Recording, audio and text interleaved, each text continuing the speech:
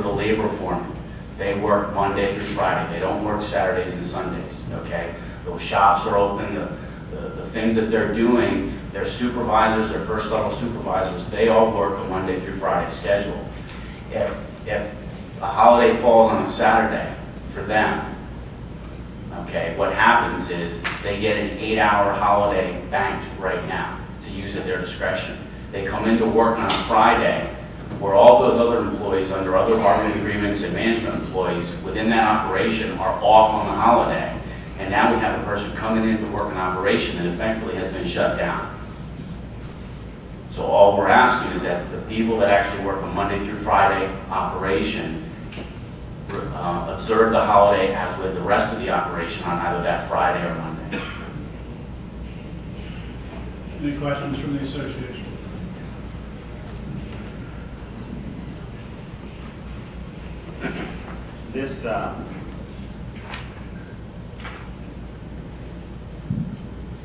This proposal in regard to the pre-scheduled holidays, this is also, is this also in response to an unfavorable arbitration decision that the DOC received?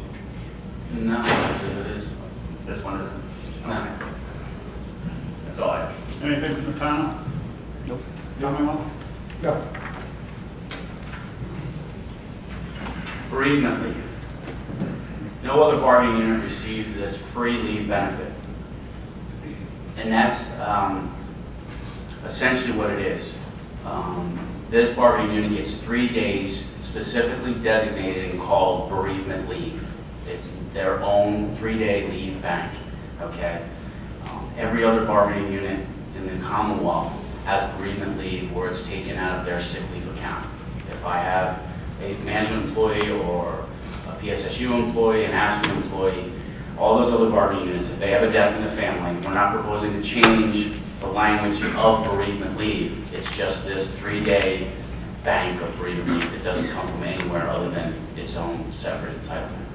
So we're asking to eliminate that and just fall back on the rest of the contract language that if they need to use 3 or 5 days of bereavement leave, it comes directly out of their long-term sick leave account. Questions from the association? Sure. Now, this provision actually is currently in arbitration, is it not? A portion of this provision is yes. In fact, Arbitrator Petru has heard the case recently, has he not? Yes, he has. All right. Now, are you anticipating an unfavorable decision in this case? John just hoping not to trust the arbitrator. You got a lot of cases. Well, let me ask you this. Article, you talk about employees would still be entitled to the 3 or 5 days of bereavement leave as per language in Article 6, Section 16. Okay? Yes. So you're just proposing that it shifts over to there.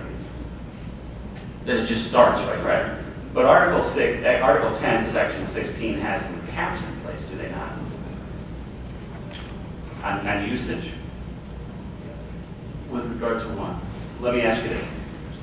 The way that you use the leave on Article 10, excuse me, Section 16 is a little different, correct?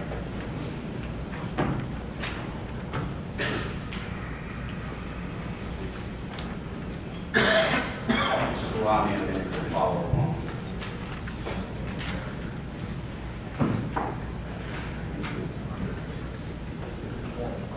Okay, what portion of the article of the section?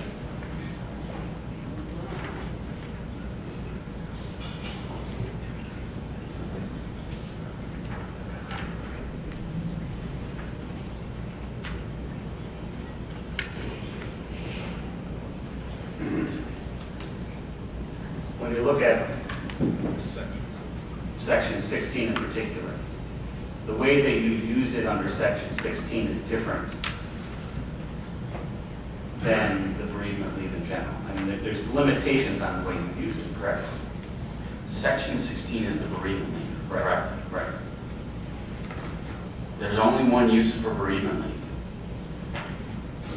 What I'm saying is, are there different, is it the way you use it, are there limitations on it, on bereavement compared to how you use the general leave provisions?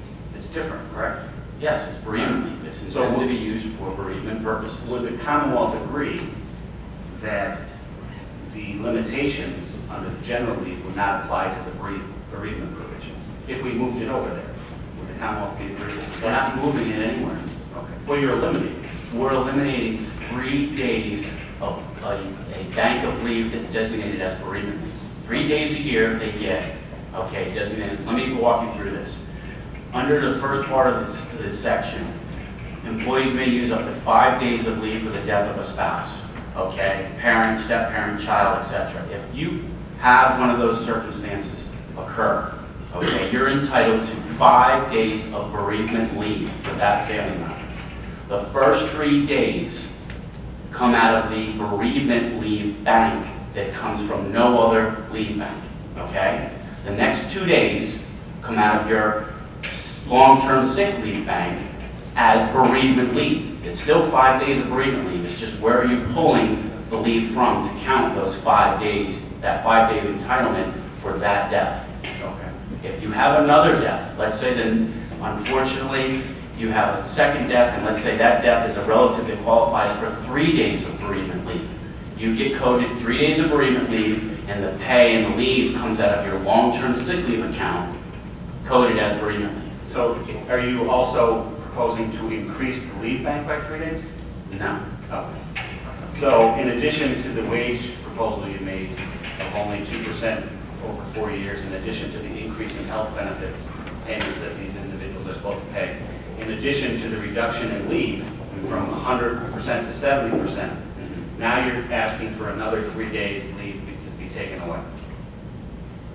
Well, you're still getting the leave. You're not taking the leave without pay. It's just coming from a different So the bank. panel can just add 3 days to the leave provision, the general. That's not what we're proposing. Then you are losing 3 days. I mean, that's your opinion. Okay. And just to be clear, the case that's outstanding before me, the three days is really not an issue. It's Correct. beyond that and how that's applied. Correct. Right?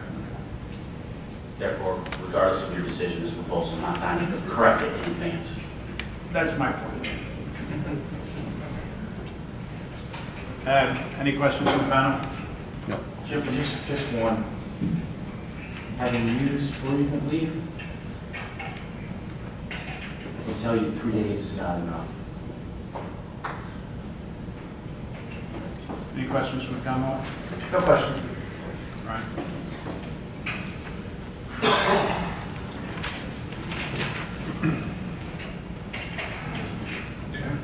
Stress leave proposal.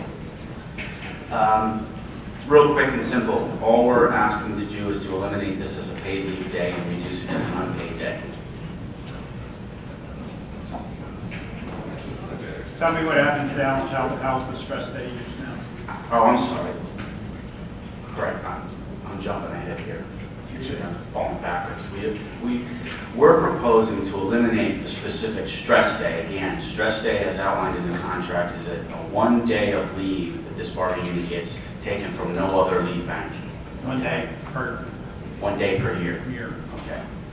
All we're asking is that we remove it as a separate leave and have it just come out of their combined leave bank.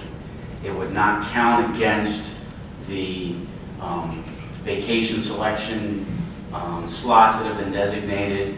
It would still be under the same conditions that are set forth in the contract right now.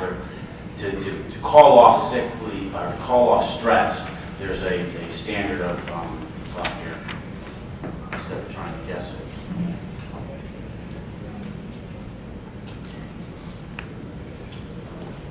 We need Ms. Reed up there next to us.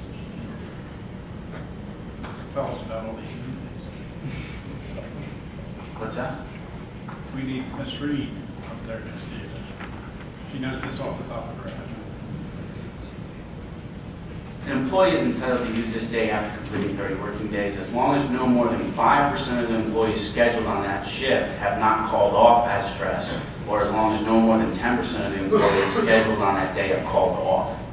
We're not proposing to change any of that. All we're proposing to do is that instead of having a separate 1 day bank of leave that comes from nowhere else, they still are allowed to call off stress. It will not count against their combined leave vacation slots for the shift.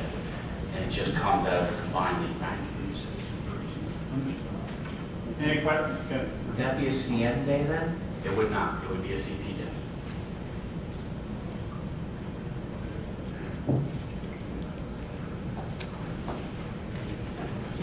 Any questions from the association? No question. Anything else from the panel? Commonwealth? No question. Yeah, right. Civil leave. Current language states that an employee who is not a party in a civil or criminal court proceeding but are subpoenaed as a witness to attend such a court shall be granted civil leave. In addition, the current language states that if the employee's shift is different than the hours required to attend court, the employee shall be granted civil leave for regular shift immediately preceding or subsequent to the court appearance. And here's the situation that we have. Maybe I should turn to the next, go to the next slide. To clarify our proposal. To clarify the intent of the language was not to provide civil leave for a hearing or proceeding connected with an employee's supplemental employment. Okay? What we're speaking about here is the intent of civil leave is that you have the right to go perform the duties of your civic responsibility. You've been subpoenaed as a witness to go to court. There are situations where somebody has supplemental employment, such as a police officer. Okay, they work a second job as a police officer, and they are subpoenaed to go to court as a police officer, not as a civilian.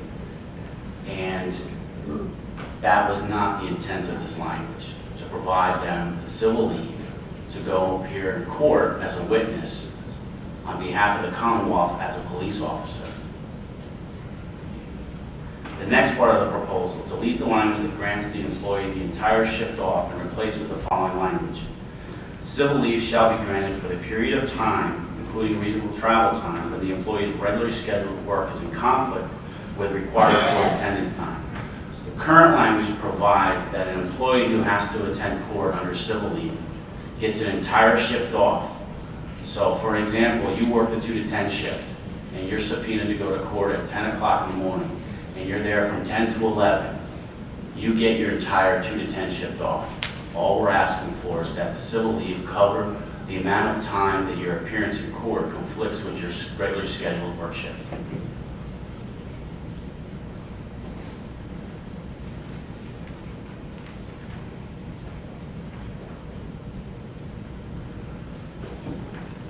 Questions by the association? They have no question. I just have one. Brian, when did this civil leave provision go into effect in the contract? I don't know offhand. It's been, it hasn't been changed. In years? Correct. Longer than you've been an employee. Probably. So how are you telling me what the intent is? How am I telling you what the intent was? Yeah. Based on the way that since I've been with the Commonwealth, we've applied it. And just to be clear, I'm not looking at the contract language in front of me, but just your slide, your previous slide where it says the employee's shift is different than the hours required to attend court. The employee's granted civil leave for the regular shift immediately preceding or subsequent to the court appearance.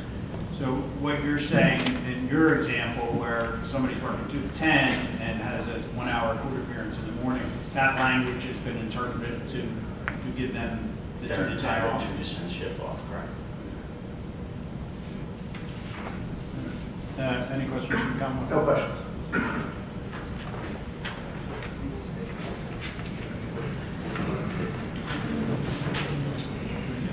Overtime Article 18 proposal, very simple. We are proposing to delete paid leaves for the purposes of computing overtime, and all of those leaves referenced there.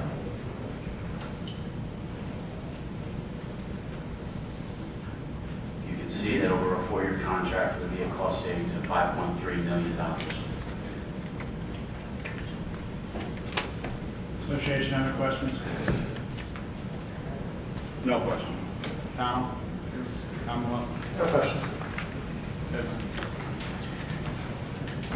Union Business League. Okay. Let me read the slide. The current language of Article 15, Section 3 states, association officials or elected delegates shall be granted, subject to management's responsibility to maintain efficient operations, up to 6